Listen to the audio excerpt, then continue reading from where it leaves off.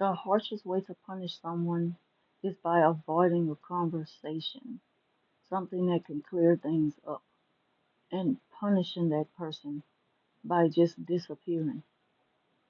So you may notice throughout the relationship there are these hot and cold moments that just happens all in a sudden when they start to have random negative thoughts about almost anything.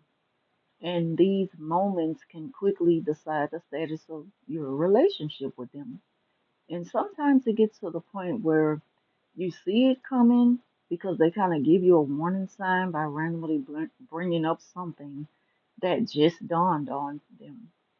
And because they don't know how to properly manage their emotions, they claim that the relationship is turning into a burden rather than a happy place for them. So if you question them, they kind of go in about how life is not fair and blah, blah, blah. And it kind of shows you a deeper side of them that explains their avoidance side.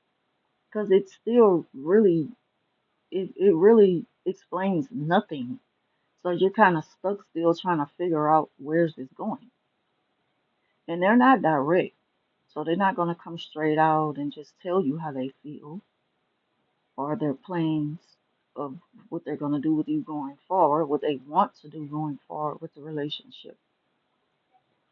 So what normally happens is that they just kind of disappear. That's their way of communicating with someone. It's about avoiding the conversation. And that is the harshest way to deal with someone by avoiding a conversation and just up and disappear.